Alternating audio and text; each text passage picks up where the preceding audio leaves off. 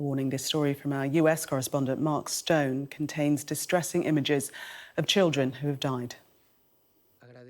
So often dismissed as a talking shop, the United Nations Security Council has, on the face of it, been living up to its name these past few days. The current status quo cannot be allowed to continue. A vote delayed and delayed. Intense negotiations dancing around one word: ceasefire, finding a form of language on which all sides can agree.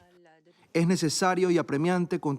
it is through words that breakthroughs can come, and America, Britain too, seem to be shifting.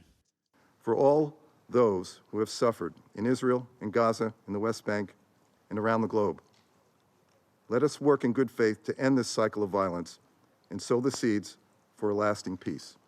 Israel must be targeted and precise in its efforts to address the threat posed by Hamas, and should do more to discriminate sufficiently between terrorists and civilians.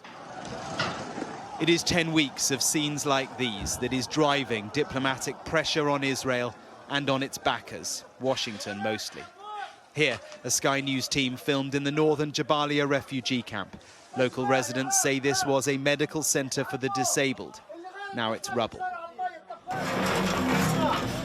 But it is Israel's move south that has upped the international pressure. America had been explicit with Israel. It must not do to southern Gaza what it did to the north. But it has. Waves of airstrikes hit Rafah in the far south ahead of the Security Council meeting. This is an area where hundreds of thousands have fled to. For civilians on the ground, the diplomatic arguments mean nothing unless they translate into action. And so far, these people have been let down at every turn. At a nearby hospital, an injured father says goodbye to his baby son, one of two of his children who died in the Israeli airstrikes.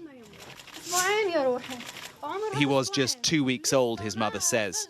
Just what is the point of all this, she asks. I want to send a message to Netanyahu.